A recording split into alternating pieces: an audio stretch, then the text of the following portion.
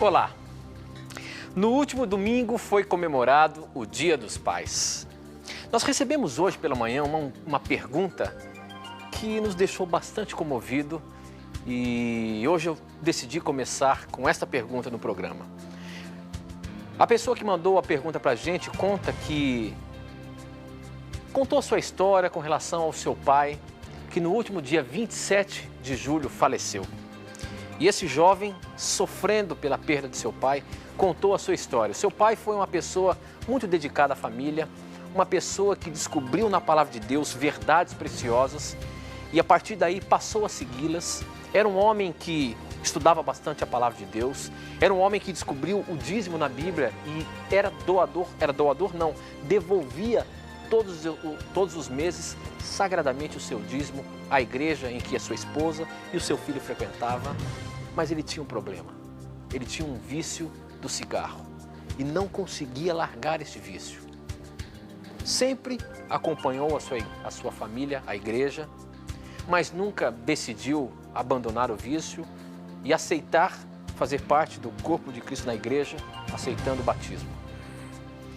Alguns dias antes dele falecer, ele foi à igreja e pela primeira vez ele aceitou o apelo do pastor para que aqueles que tivessem o desejo de se batizar mostrasse publicamente esse desejo. E ele pela primeira vez fez isso. E alguns dias depois veio falecer. Viciado no cigarro, não tinha decidido ao batismo e agora o seu filho sofrendo escreveu para a gente às 4 horas da madrugada no Dia dos Pais, com uma dúvida muito grande.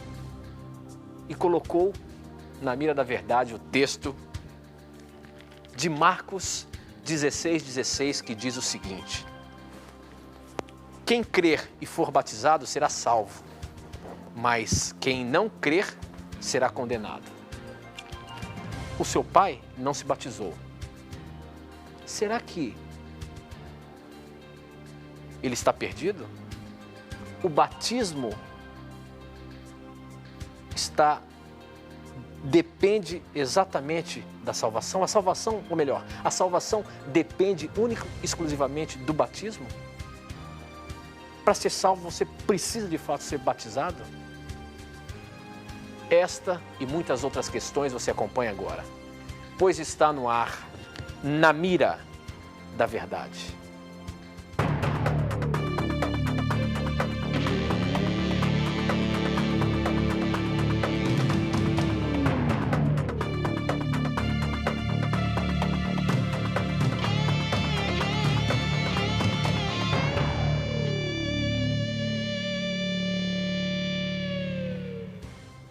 Olá, seja muito bem-vindo. Já estamos conectados com o Brasil e o mundo através das ondas do rádio, da internet e da TV Novo Tempo espalhada por todo o nosso país.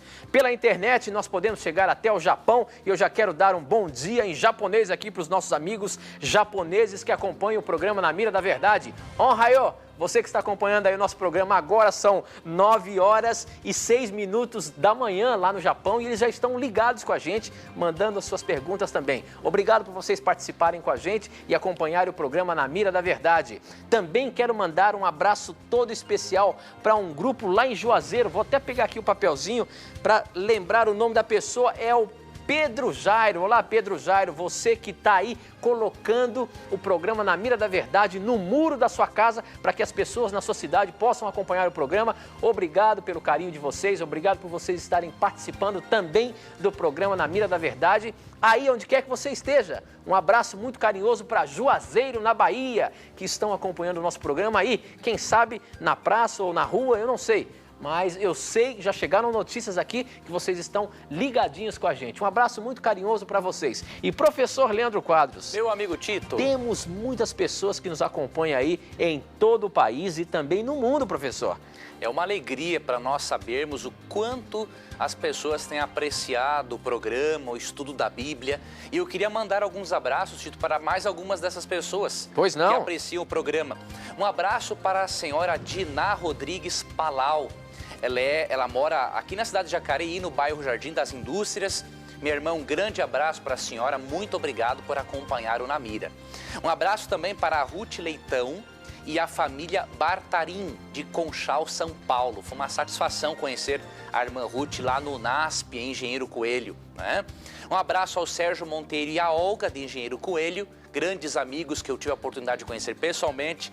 Um abraço a todos os alunos do NASP, o Centro Universitário Adventista, que acompanham ao Na Mira da Verdade.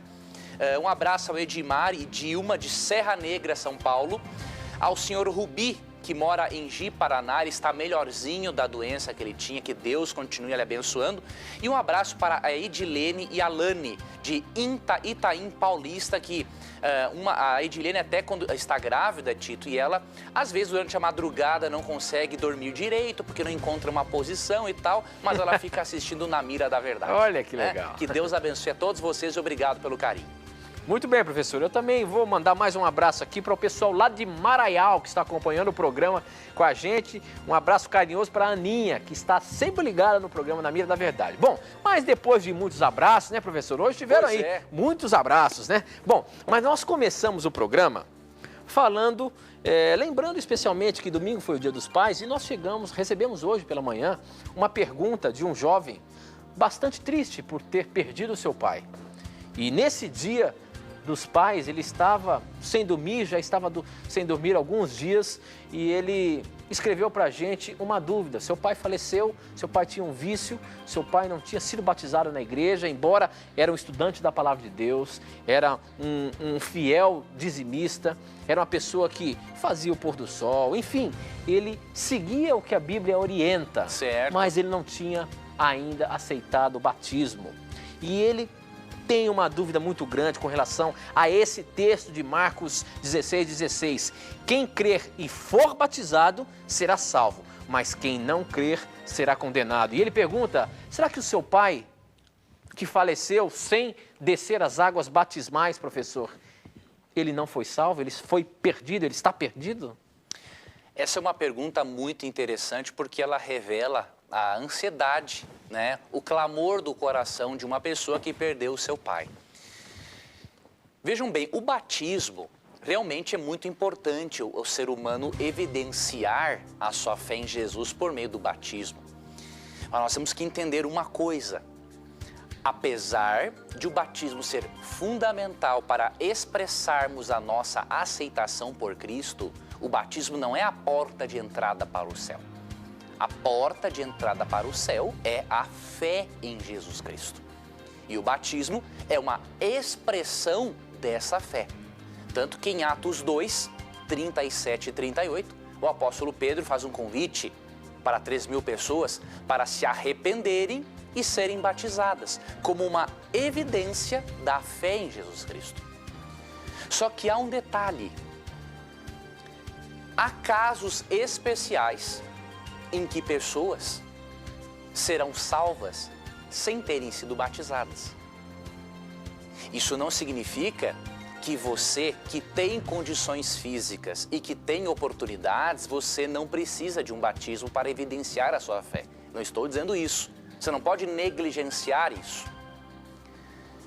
Só que há casos especiais em que com certeza uma pessoa estará no céu sem ter sido batizada. Porque a porta de entrada para o céu é o que? É Jesus Cristo.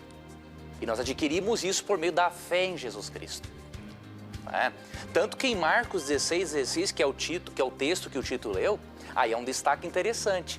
Ali afirma assim, quem crer e for batizado será salvo. Agora, quem não crer será condenado. Veja que a ênfase principal está no crer, porque na segunda sentença do texto não repete assim, quem não crer e não ser batizado será salvo. A ênfase está na fé em Jesus Cristo.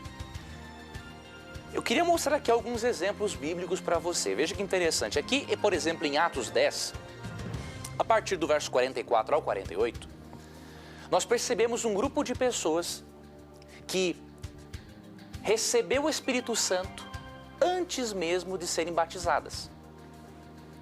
Vou ler para você. Aqui diz o seguinte, verso 45. E os fiéis que eram da circuncisão, que vieram com Pedro, admiraram-se, porque também sobre os gentios foi derramado o dom do Espírito Santo, pois os ouviam falando em línguas e engrandecendo a Deus. Então perguntou Pedro, Porventura pode alguém recusar a água para que não sejam batizados estes, assim como nós, que receberam o Espírito Santo? Vocês perceberam uma coisa? Eles receberam, esses não-judeus, eles receberam o Espírito Santo, falaram em línguas, profetizaram, e depois eles foram batizados. Mas digamos que eles tivessem recebido o Espírito Santo e não tivesse dado tempo deles serem batizados e algum deles morresse do coração, por exemplo. Será que eles perderiam o céu? Com certeza não. Ele recebeu o Espírito Santo, ele creu em Jesus Cristo e ele ia dar esse passo de fé. No caso do seu papai, querido telespectador, ele aceitou a Jesus Cristo como Salvador, semanas antes da morte dele. E se ele tivesse permanecido vivo, com certeza ele teria sido batizado. Então, Deus leva em conta a fé que ele teve em Jesus e o que ele faria depois em resultado dessa fé. E com base em Lucas 23, eu não tenho nenhuma dúvida de que várias pessoas que não foram batizadas serão salvas. Inclusive, pode estar entre elas perfeitamente o seu papai, por que não? Olha o que diz aqui Lucas 23, que é a história do ladrão na cruz. E acrescentou, Jesus, lembra-te de mim quando vieres no teu reino. Lucas 23, 42. Jesus lhe respondeu, em verdade te digo que hoje estarás comigo no paraíso. Veja, esse ladrão que estava na cruz não foi batizado, não teve tempo de abandonar todos os seus vícios, mas ele teve fé em Jesus Cristo. E pela fé Deus viu que com certeza no futuro ele abandonaria todos os seus erros. Então creia na salvação do seu papai e prepare-se você para se encontrar com ele no dia da ressurreição, quando Cristo voltar. Muito bom, professor. Bom, o nosso programa apenas começou. Nós temos ainda muitos questionamentos para colocar na mira da verdade e as perguntas não param de chegar. Logo depois do intervalo, eu vou mostrar para você como você faz para poder mandar a sua pergunta para a gente e entrar na mira da verdade. Não sai daí não, a gente volta já já.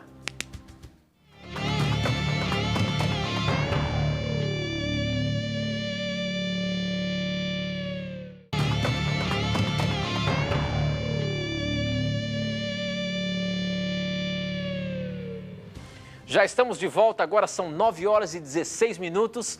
Para você participar do nosso programa é fácil, basta você mandar um SMS, um torpedo para 12 9156 6972 e eu recebo aqui neste aparelho a sua pergunta, o seu questionamento.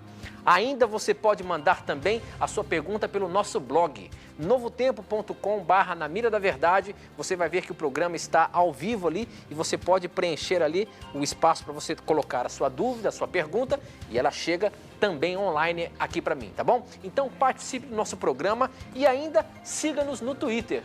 Nosso Twitter é Na Mira da Verdade, twitter.com/na mira da verdade. Vai lá, passe a seguir o programa e mande as suas perguntas também pelo Twitter, que a gente coloca aqui. E hoje tem o resultado do nosso desafio que fizemos na terça-feira passada sobre a pergunta que nós lançamos no Twitter e hoje vai ser dada a melhor resposta daqui a pouquinho pelo professor Leandro Quadros. Você do Twitter esteve na mira da verdade e é você agora que tem que dar a sua resposta e a gente vai apresentar para todos os nossos telespectadores, tá bom? Participe, mande seus questionamentos, siga a gente no Twitter e vamos junto fazer esse programa acontecer. E professor Leandro Quadros, vamos lá, meu amigo. Já tem uma questão quente aqui. Opa. Olha só a pergunta que chegou aqui no SMS agora. Tenho uma dúvida no texto de João 10, 21. Sei que nesse texto era o Senhor Jesus que estava falando, mas tenho essa dúvida. Quando alguém faz a pergunta se o demônio pode curar, e quarta-feira com o pastor Ivan, podemos notar que o demônio pode se transfigurar em um anjo de luz, assim como o pastor apresentou aqui no Está Escrito Adoração. Né? Agora, então o inimigo de Deus pode curar alguma doença que ele mesmo colocou? Ou seja, professor, o diabo ele pode simplesmente pegar uma pessoa, colocar uma enfermidade dela para depois curar essa enfermidade? É isso mesmo que o texto está falando, professor? É interessante essa pergunta, né? Porque a mensagem ali do pastor Ivan Saraiva, meu amigo, foi muito importante porque ela mostrou o perigo de nós nos basearmos em milagres para termos uma fé sólida em Deus. Porque o diabo pode realmente fazer milagre. Então tem muita gente inocente que acaba seguindo ensinamentos do diabo porque acredita em falsos milagres. E um dos textos base, que eu tenho certeza que o pastor Ivan usou, que eu estou me recordando agora, é Mateus 7, 21 a 23.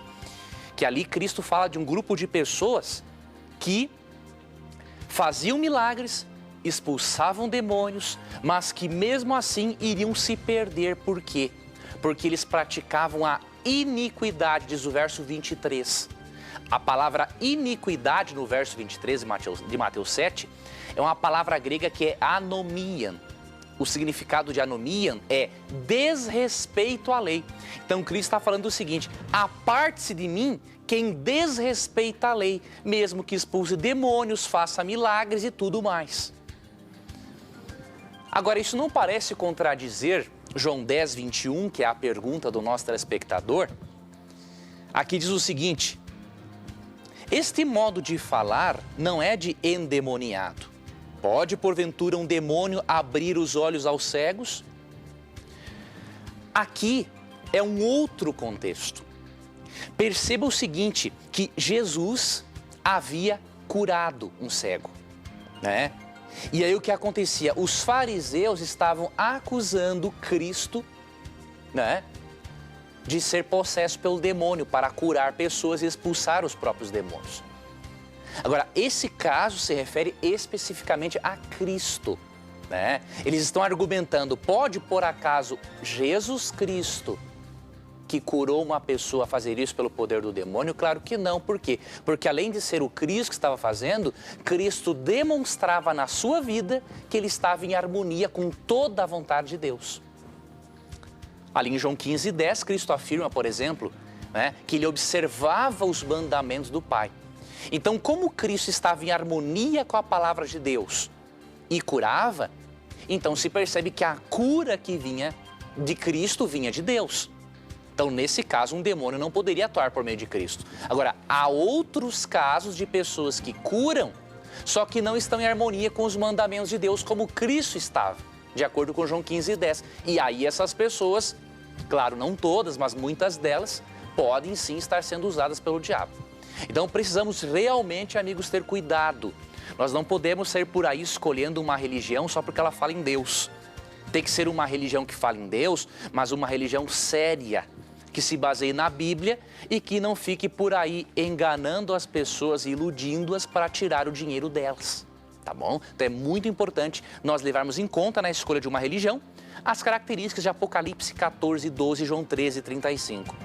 Apocalipse 14, 12 afirma que os santos guardam os mandamentos de Deus e têm a fé em Jesus. E João 13, 35 afirma que essas pessoas amam as outras pessoas. Então, essas são características de uma igreja que você precisa escolher. Professor Leandro Quadros, o SMS que chegou aqui é capcioso, professor. Olha só a pergunta capciosa e ele está querendo colocar a gente aqui. A gente não, mas colocar, quem sabe, um texto da Bíblia para combater o que você tem falado aqui. Veja só a pergunta. Vamos lá. Mateus 16, de 13 a 20... de nada vale para os adventistas do sétimo dia? E sim, os escritos da senhora Ellen G. White? A senhora Ellen G. White morreu para edificar a igreja adventista do sétimo dia? Porque olha só o que fala o texto que ele citou. Em Mateus 16, 13, Jesus foi para a região que fica perto da cidade de Cesareia, em Filipe, e ali perguntou aos discípulos: quem é o povo? Ou melhor, quem o povo diz que o Filho do Homem é? E eles responderam: alguns dizem que o Senhor é João Batista, outros que é Elias, outros que é Jeremias, ou algum outro profeta. E aí Jesus perguntou: e vocês? Quem vocês dizem que eu sou? Simão Pedro respondeu: o Senhor é o Messias, o Filho do Deus vivo. E Jesus afirmou: Simão, filho de João, você é feliz porque esta verdade não foi revelada a você por nenhum ser humano, mas veio diretamente de meu Pai que está no céu. Aí entra o questionamento agora. Portanto, eu lhe digo, você é Pedro, e sobre esta pedra construirei a minha igreja, e nem a morte poderá vencê-la. Eu lhe darei as chaves do reino do céu, o que você proibir na terra será proibido, e no céu será proibido no céu, e o que permitir na terra será permitido no céu. O que ele quer dizer aqui no questionamento dele é que a igreja surgiu a partir de Pedro. E ele tinha poder como para proibir alguma coisa na terra e também para liberar, e assim seria no céu. Agora, a senhora White também foi edificada, a igreja adventista foi edificada nessa senhora White que a gente sempre apresenta aqui? Aí são dois questionamentos, então eu vou começar pelo primeiro. Vejam bem, quem conhece o posicionamento oficial da Igreja Adventista sabe que faz parte das crenças oficiais da Igreja Adventista que a Bíblia é a nossa regra de fé e prática. Nós não testamos a Bíblia pelos escritos de Ellen White, testamos os escritos de Ellen White pela Bíblia. Então eu recomendo que o telespectador se informe sobre esse assunto, porque tem muita gente desinformada, falando coisa que não existe. Quem lê, por exemplo, o livro Nisto Cremos, que contém as 28 doutrinas da Igreja Adventista, logo aqui na página 11, na primeira crença fundamental, que é sobre a palavra de Deus, olha qual é a crença adventista. As Escrituras Sagradas, o Antigo e o Novo Testamentos, são a palavra de Deus escrita, dada por inspiração divina por intermédio de santos homens de Deus, que falaram e escreveram ao serem movidos pelo Espírito Santo. E aí continua. Então, a primeira crença fundamental adventista é de que a palavra de Deus, Antigo e Novo Testamento, é a nossa regra de fé. Então, Ellen White não é a nossa regra de fé. E aí tem um outro detalhe. Tem uma citação de Ellen White no livro Primeiros Escritos, página 78, que eu gostaria de mencionar aqui para você, que é o posicionamento da própria Ellen White sobre os escritos dela e a relação desses escritos com a Bíblia. Então, eu vou dizer uma coisa para você, querido telespectador, tem muita gente na internet escrevendo muita besteira, sem consultar fontes primárias, sem consultar os próprios livros adventistas. E ficam consultando por aí esses livros apologéticos que não sabem nada do assunto, né? E aí criam essas lendas. Olha o que Ellen White diz no Primeiros Escritos, página 78. Recomendo-vos, caro leitor, a palavra de Deus como regra de vossa fé e prática. Por essa palavra, ou seja, não é pelos escritos dela, por essa palavra seremos julgados. Então, a primeira parte da pergunta eu creio que está respondida para você com base em livros adventistas. Agora, deixa eu colocar aí, então, uma pimentinha nessa segunda parte. De acordo com esse texto aí, faz-nos entender que Pedro foi o primeiro líder da igreja, que hoje nós conhecemos a história e achamos que, podemos dizer que Pedro foi o primeiro líder religioso da igreja cristã e que por Deus ter falado, por Jesus ter falado isso, que ele poderia proibir e liberar algumas coisas, hoje a igreja, podemos citar a igreja católica, tem um líder que simplesmente está como representante de Deus aqui na terra, baseado justamente nesse texto? É isso mesmo? Realmente, o catolicismo se baseia nesse texto, né? Para dizer que Pedro é a pedra fundamental da igreja. Ué, mas não é mesmo, professor? Não, o texto não diz isso nem de perto. Mas como não? Né? Quer ver uma coisa, Tito?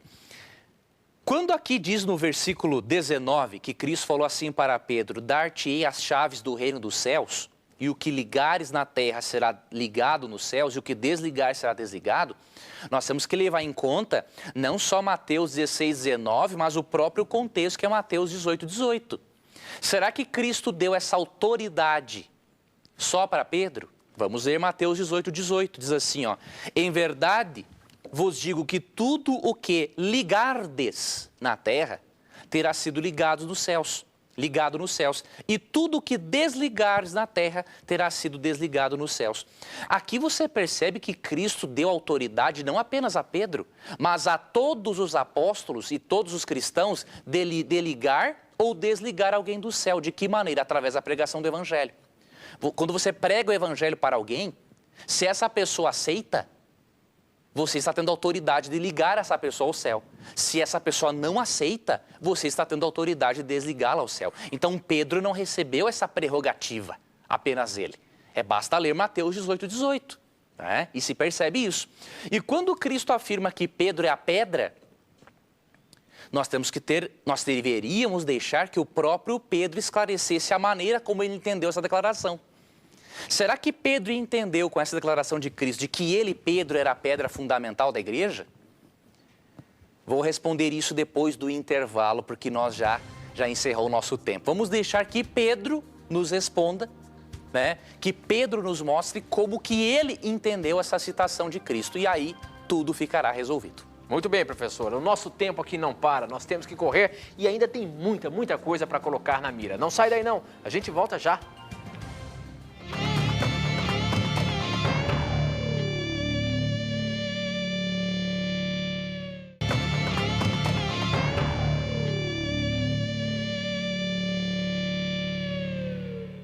Já estamos de volta ao vivo, agora são 21 horas e 32 minutos. Obrigado por você estar aí acompanhando o programa Na Mira da Verdade. Você que talvez esteja aí assistindo a gente através da Sky, canal 17, ou também pelo canal 141, ou você que está em uma cidade onde tem a TV aberta. Um abraço muito especial para você também que nos acompanha através da rede de rádio Novo Tempo, espalhada pelo nosso país. Obrigado por você estar aí ouvindo e acompanhando também o programa Na Mira da Verdade.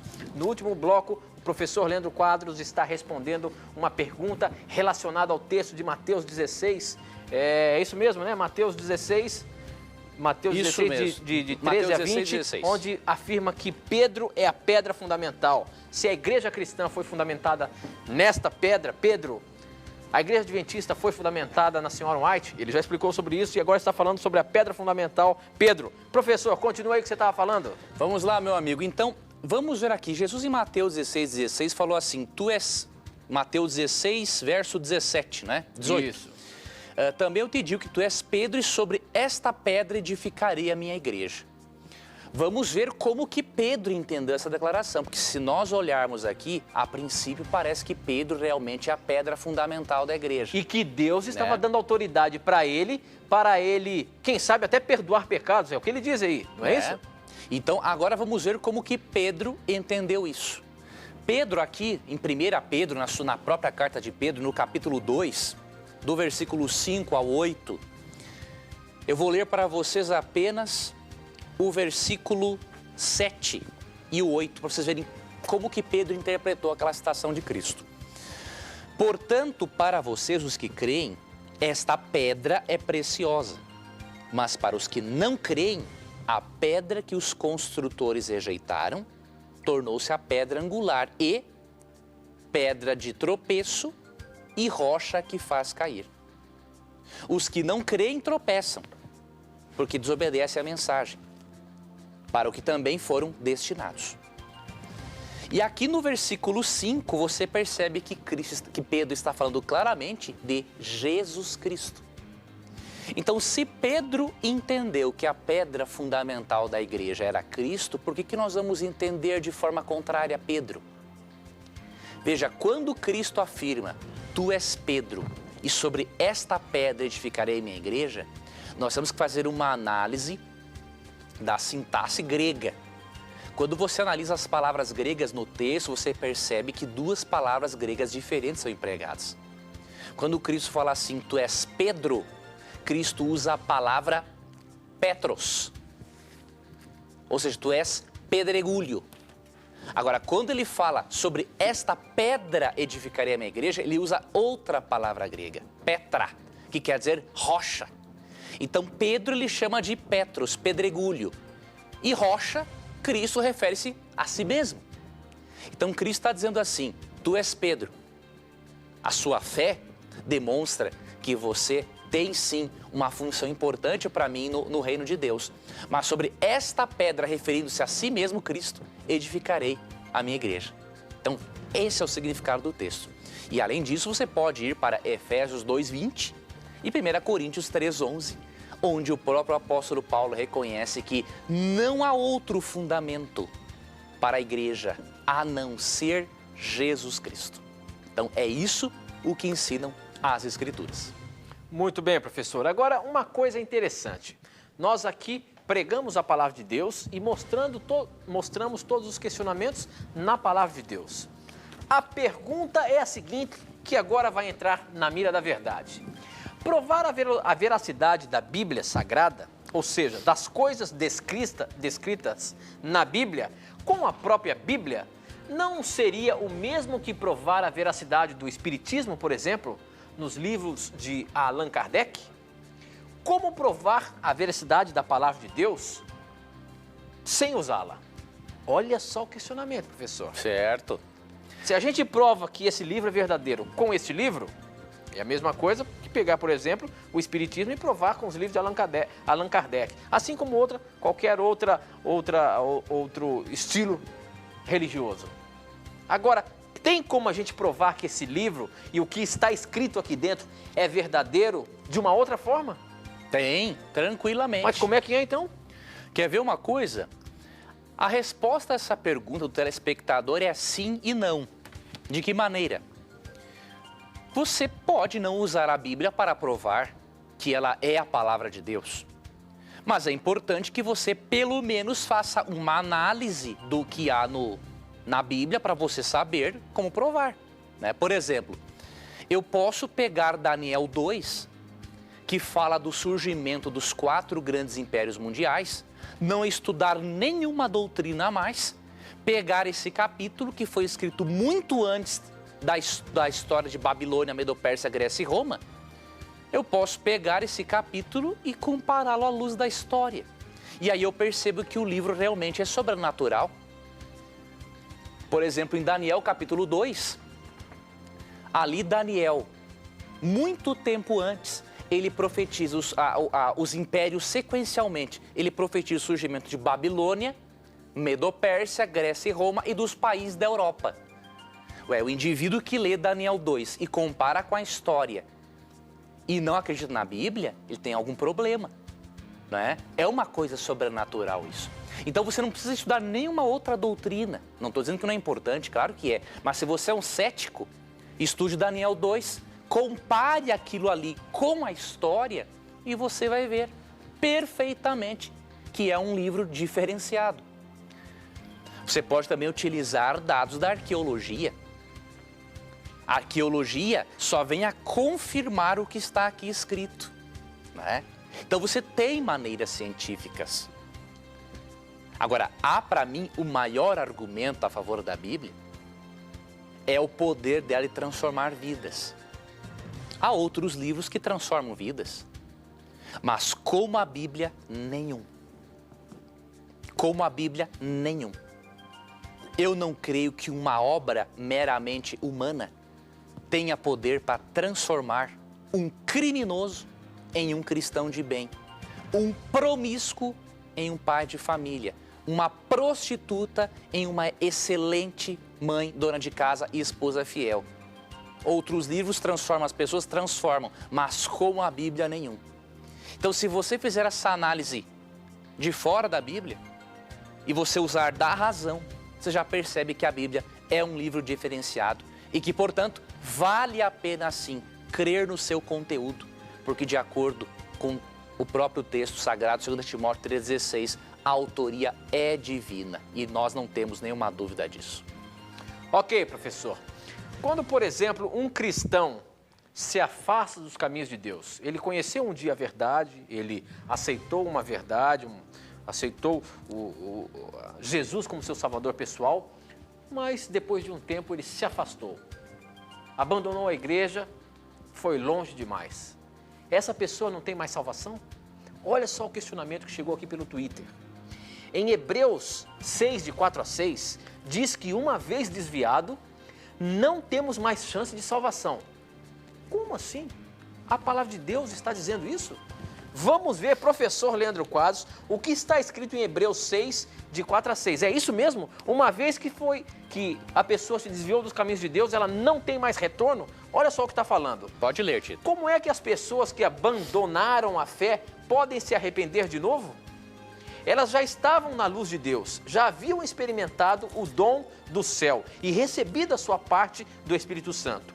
Já havia conhecido por experiência que a palavra de Deus é boa e tinha experimentado os poderes do mundo que há de vir. Mas depois abandonaram a fé. Aí ele diz, é impossível levar essa pessoa a se arrepender de novo, pois estão crucificando uma vez mais o Filho de Deus e zombando publicamente dele. Professor, esse texto é claro. Será que uma vez que eu desviei dos caminhos, não tenho mais volta? Agora, não foi isso que aconteceu com o filho pródigo lá? Exatamente, ele teve volta, não é? Ué, e o que esse texto... Isso aqui é uma controvérsia? Esse texto, por não ter sido assim compreendido corretamente no passado, fez com que muitas igrejas não aceitassem mais os membros desviados de volta, né? Esse texto de Hebreus 6, 4 a 6. Mas depois, né, que os recursos aumentaram, que foi possível ter regras mais corretas para a interpretação do texto bíblico, regras mais fiéis, pôde-se entender Hebreus 6, 4 a 6 sem nenhum problema.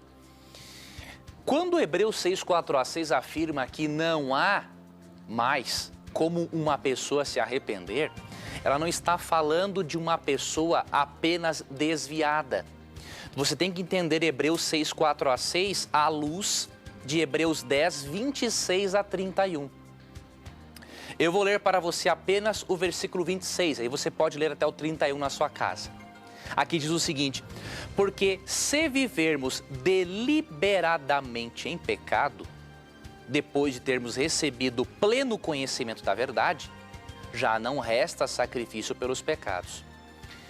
Ou seja, em que momento não há mais volta para o indivíduo? Quando ele pratica o chamado pecado deliberado. Ou seja, ele faz do pecado um estilo de vida e ele não faz mais questão de voltar para os caminhos de Deus. É a esse tipo de pessoa que Hebreus 6, 4 a 6 se refere. Né? Prova disso está no próprio fato, no próprio argumento que o Tito citou. A parábola do filho pródigo ali em Lucas 15. O indivíduo se afastou dos caminhos do pai, mas um dia se arrependeu e pôde voltar. Né? Então, entenda Hebreus 6, 4 a 6 à luz de Hebreus 10, 26 a 31. E aí você vai resolver essa aparente contradição.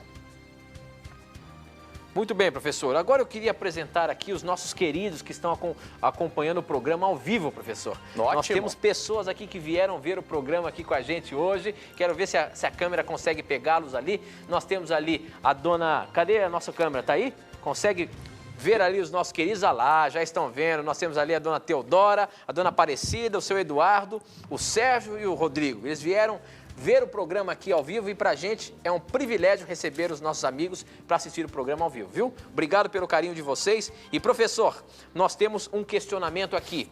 Esse questionamento chegou pelo blog, ela é da dona Joaci Miranda de Jaguariúna, São Paulo, e ela diz o seguinte, professor: gostaria que vocês me esclarecessem sobre os anjos. Sou adventista do sétimo dia há 25 anos e sempre soube que existe um anjo da guarda para cada pessoa e que também existe um anjo aferidor. No caso, então, cada um de nós teríamos a companhia constante de 2 anjos de Deus, é isso mesmo? Bom, no início deste ano, um teologando perguntou na igreja, ou melhor, pregando na igreja que frequento, deixa eu ver aqui, em seu sermão, em pleno sábado, declarou enfaticamente que não existe isso, que isto é uma invenção da Igreja Católica, que Deus envia os seus anjos apenas em momentos de necessidade e que nós não temos nenhum anjo destacado para que nos proteja. Professor Leandro Quadros, existe realmente um anjo da guarda? Ou isso é uma doutrina da Igreja primitiva que colocou isso como sendo uma forma de, sei lá, de alívio para o ser humano, alguma coisa assim? Ou, de fato, existe um anjo, que é meu anjo da guarda, um anjo também aferidor, que anota tudo que é feito na minha vida? Isso é verdade? Realmente, quando você lê ali Mateus capítulo 18, né? Se eu só abrir aqui para dizer os versículos para a pessoa ler em casa, que eu não lembro agora quais os versículos especificamente, Deixa eu até falar para o telespectador, a pergunta dela aqui é enorme, eu não tenho nem condição de ler tudo. Então, se você tiver uma perguntinha aí, manda uma perguntinha bem concisa naquilo que você quer que seja respondido, que é mais fácil dela entrar na mira, né, professor? Exatamente. Aqui em Mateus capítulo 18, não é? Cristo fala uma coisa interessante. Ele afirma aqui o seguinte, que nós devemos ter cuidado com aquilo que fazemos, porque os anjos de Deus estão vendo. Então, realmente, anjos de Deus tomam nota, assim, daquilo que nós fazemos, porque Deus, para nos julgar, ele precisa de um registro, né? Não que Deus esqueça das coisas, mas o julgamento existe para o benefício do próprio universo, para o universo saber como Deus lida com o pecado e os pecadores. Então, você pode ler isso aqui em Mateus, né, capítulo 18. Só que há um detalhe, realmente nós temos, sim, anjos da guarda. Você lê ali em Hebreus 1,14, que os anjos são espíritos ministradores enviados a serviço daqueles que hão de herdar a salvação. E aí você vai para o Salmo 34:7, que para mim é um texto muito claro, diz assim: o anjo do Senhor acampa-se ao redor dos que o temem e os livra. Ou seja, essa palavra acampar-se dá a ideia assim de tabernacular, ou seja, armar um tabernáculo, armar uma tenda. Então, realmente, biblicamente, a presença dos anjos é uma constante na vida dos filhos de Deus. Muito bem, professor, tem um outro questionamento aqui interessante, que a pergunta é a seguinte: o que é excomunhão bíblica? E como conciliar com o perdoar? O que é excomunhão bíblica? E não só bíblica, mas também na igreja. Existem formas de uma pessoa ser excluída do hall de membros. O que é isso? Isso é bíblico, professor? Não é bíblico? Como conciliar isso com o perdão? Por que uma pessoa tem que ser desligada de uma religião, por exemplo, e não ser perdoada? Quer ver uma coisa? As pessoas fazem uma associação errada entre remoção de um membro da igreja, ou alguns falam excomungar, não é? Mas é um termo que eu acho muito pesado, eu prefiro remoção, né? Então, algumas pessoas fazem confusão entre perdão e remoção, né? Perdão é uma coisa, remoção é outra. O que eu quero dizer com isso? O fato de uma igreja ter de remover um membro faltoso não significa que a igreja não perdoou. Simplesmente a remoção é uma disciplina. Quando um pai disciplina um filho, isso não significa que o pai não perdoou o filho. Perdoou. Só que a disciplina é importante porque se o filho não for disciplinado, ele vai descambar, não é? Então nós não podemos confundir as coisas. A disciplina, e que muitas vezes envolve a remoção de um membro da igreja, isso é totalmente bíblico. Eu vou ler aqui, por exemplo, Hebreus capítulo 12, a partir do verso 6, que diz assim, ó: porque o Senhor corrige a quem ama e açoita a todo filho que recebe. Olha o que diz o verso 8. Mas se estáis sem correção, de que todos têm se tornado participantes, logo sois bastardos e não filhos. Biblicamente, quem não aceita uma correção de Deus, ele não é filho, ele é bastardo. E você vai mais longe. Se você ler, por exemplo, aqui 2 Coríntios capítulo 5, você percebe uma linguagem interessante. Aqui você percebe, na verdade é 1 Coríntios 5, quando um indivíduo praticou o incesto, ou seja, na igreja de Corinto teve um indivíduo que teve relações com a própria madrasta. A igreja perdoa ele? Claro que a igreja perdoa. Agora, a igreja vai ficar de braços cruzados para isso? Claro que não. O que Paulo falou no 1 Coríntios 5:5? Ele falou o seguinte, bem claro, que esse indivíduo seja entregue a Satanás, ou seja, que ele seja removido da igreja. Porque é através da disciplina que Deus pode trazê-lo de volta ao arrependimento e ao são juízo. Então não confunda as coisas, certo? A igreja perdoa? Claro que a igreja perdoa. Quem é a igreja para não perdoar se Cristo perdoa? Só que a igreja recebeu a incumbência de Deus de disciplinar. Assim como um pai, ao perdoar um filho, tem que discipliná-lo do mesmo jeito, Deus tem que fazer a mesma coisa. E ele escolheu a igreja para isso. Ok, professor. Olha só SMS que chegou agora. Na mira. Ele pergunta o seguinte: e aí, Leandro Quadros e Tito, vocês guardam o sábado? Mas, de acordo com Isaías capítulo 1, 13, todos os sábados são abominação para Deus. Vamos ler o que está lá em Isaías capítulo 1, versículo 13, que diz o seguinte: não adianta nada me trazerem ofertas. Eu odeio incenso que vocês queimam. Não suporto as festas da lua nova, os sábados e as outras festas religiosas, pois os pecados de vocês estragam tudo isso. Leandro Quadros, eu guardo o sábado. Você guarda o sábado? Também. Ué, mas Deus não aceita o sábado aqui de acordo com Isaías, é isso? É abominação para ele o sábado? Veja bem, que texto querido, é esse, professor? Veja bem, querido irmão, que enviou essa pergunta. Se Deus abomina o sábado, então Deus tem algum problema de dupla personalidade. Porque aqui em Gênesis 2:13 é dito assim: e abençoou Deus o dia sétimo e o santificou. Ué, como que Deus... Alguém diz assim: ah, mas a Bíblia não diz que o sétimo dia é o sábado. Olha, o indivíduo que faz isso, ele não tem respeito com a Bíblia. Né? Porque em Êxodo 20, 8-11, claramente é dito que o sétimo dia da semana, abençoado e santificado por Deus, é o sábado, e não tem conversa. A Bíblia é clara quanto a isso. Então, Deus diz aqui que ele abençoou o sétimo dia e o santificou. Então, como que Deus vai abominar algo que ele abençoa e santifica? Então, que sábado é esse que ele estava falando lá, professor? Deixa eu ir mais além um pouquinho. Em Êxodo 28, Deus fala assim: lembra-te do dia de sábado para o santificar. Será que seria coerente Deus falar mais ou menos assim: ó, lembra-te de santificar um dia que eu abomino? Por favor. Precisa-se ler Isaías 1:13 com atenção. É que as pessoas não leem a Bíblia com atenção e aí tiram conclusões que não têm cabimento.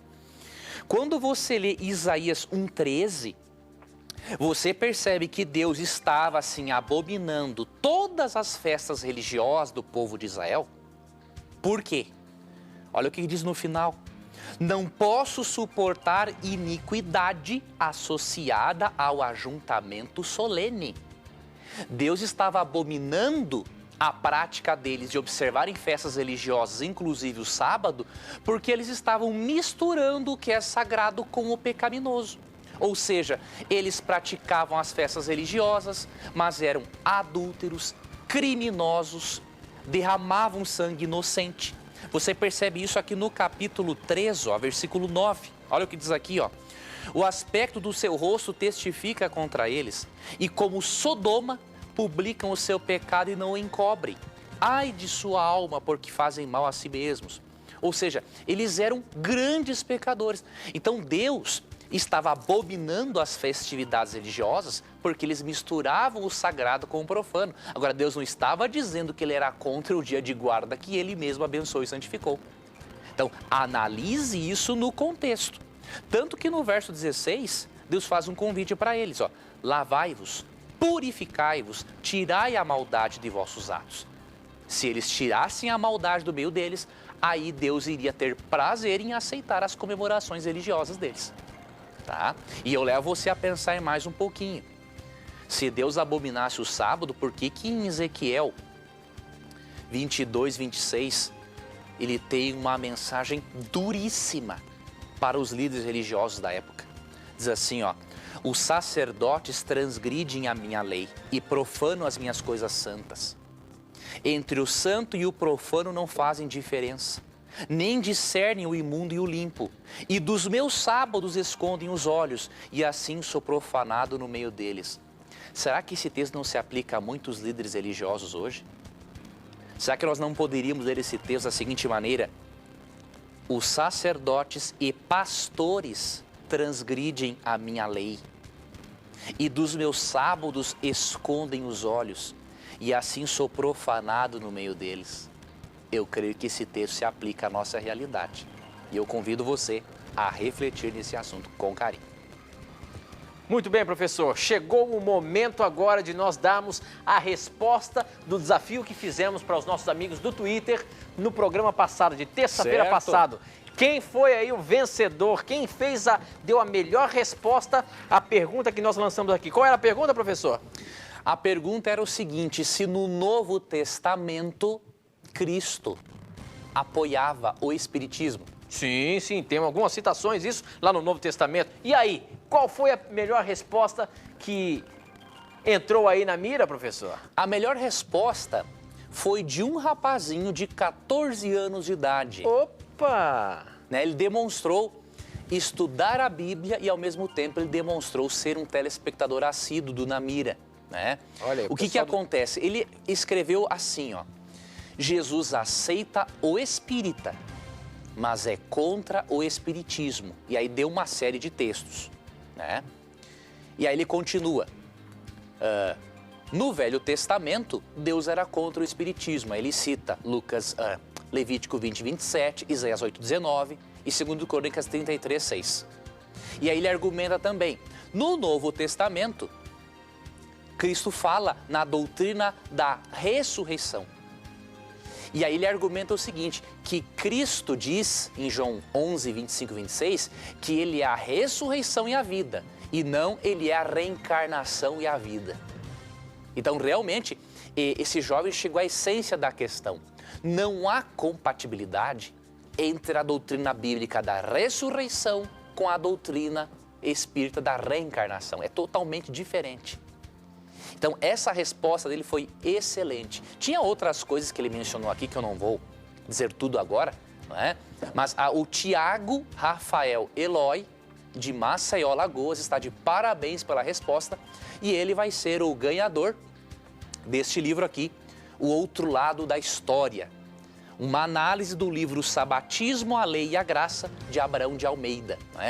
Foi um livro que o pastor Natan Fernandes Silva, que é professor de teologia, num centro adventista de teologia, na Bahia, ele refutou esse livro Sábado, a Lei e a Graça, de Abraão de Almeida. Abraão de Almeida, infelizmente, foi muito infeliz na forma como abordou o sábado, E o pastor Natan refutou magistralmente aquele livro, Então, esse livro será dado de presente ao Tiago Rafael Eloy, de Maceió, Alagoas.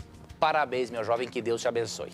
Ok, professor. E com isso a gente encerra mais um programa Na Mira da Verdade. Eu estou aqui com os nossos amigos tuiteiros que estão no ar aqui com a gente, vendo o nosso programa ao vivo. Eu estava aqui no Twitchcast até com uma outra conta, e por isso que eu estava vendo que o pessoal não estava acompanhando a gente. Mas agora já está no ar aqui e nós vamos responder mais algumas perguntas agora no Twitter. Depois que acabar o programa, para quem estiver no Twitter, o professor Leandro Quadros ainda vai responder mais algumas perguntinhas. Professor Leandro Quadros, olha, hoje o nosso programa aqui entrou muitas perguntas, daquelas que a gente costuma dizer assim, capciosas. Capciosas perguntas mesmo. Pesadas aí, que você gastou um bom tempo para responder, Você não deu moleza, rapaz.